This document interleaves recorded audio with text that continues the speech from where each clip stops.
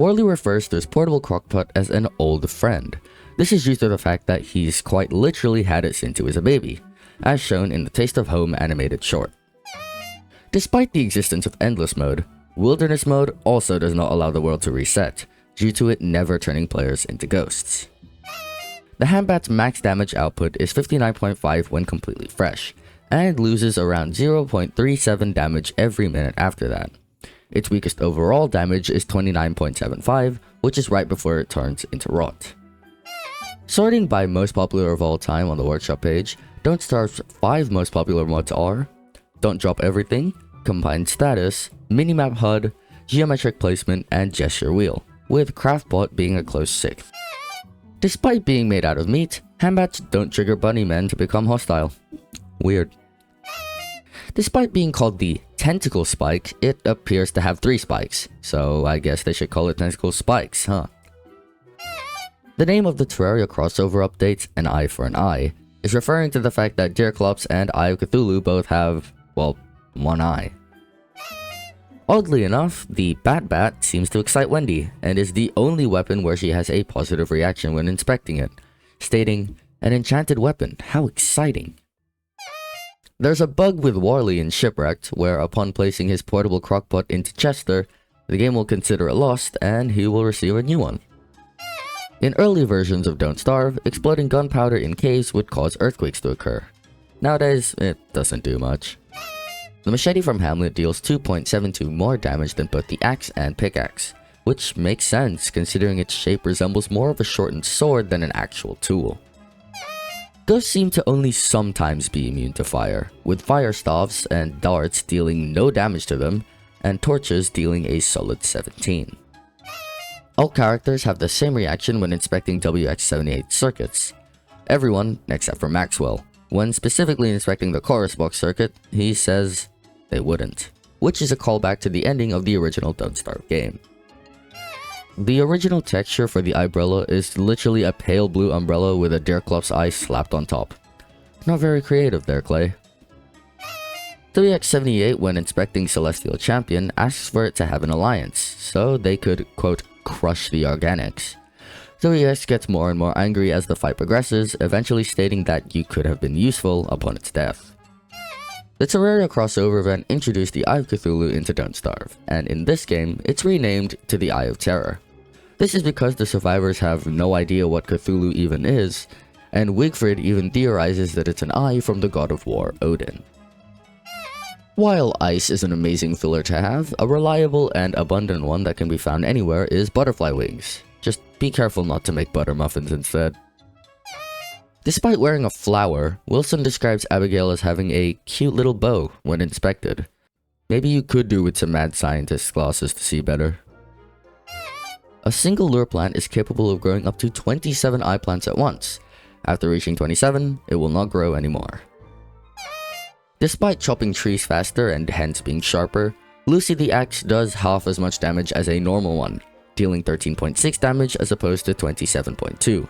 A fair trade for having infinite durability. Attempting to use a telltale heart on a ghost in Don't Starve Together has some interesting dialogue choices. Along with this, Wendy also has some unique dialogue when attempting to use a telltale heart on Abigail. Here's a few of them on screen now.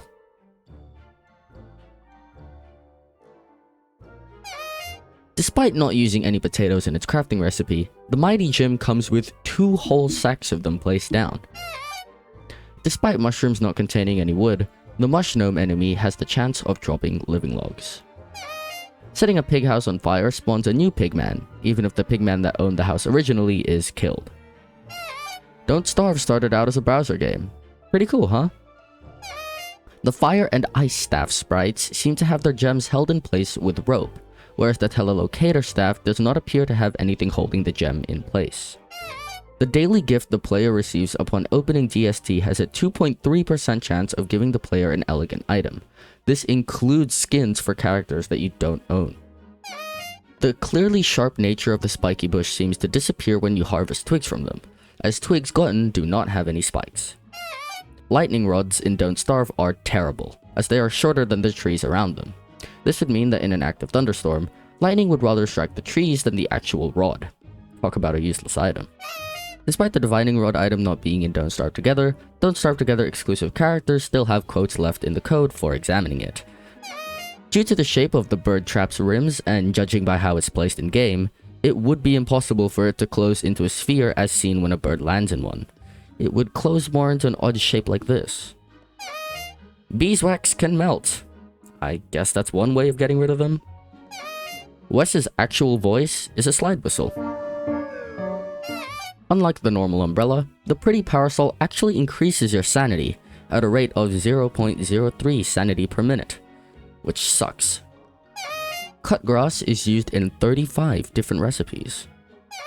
Due to the odd nature of how time works in the constant, Wendy has no idea what a hairdryer is, whereas Willow does, as seen by their inspection quotes. All of Wigfrid's O's are replaced with an O that has 2 dots on top. This is known as an O umlaut, and it can be disabled in the settings. Track number 16, Winter's Alright for Fighting, is a reference to Elton John's Saturday Night's Alright for Fighting. The only character with pupils in the portrait is Wickerbottom. Maybe that's why she keeps her eyes closed. Oh my god! Charlie is the only human in the constant whose first name does not start with the letter W. However, there is evidence shown in game that Charlie's last name begins with a W, found when studying the Ancient Doll stage play. Damaged clockwork bishops are the only clockwork enemies that cannot drop gears. And lastly, according to Kevin in the Old Clay forums, the Hoedown theme is supposed to be a hillbilly / Don't Starve take on the classic Super Mario Bros. Invincibility star theme. Here, have a listen.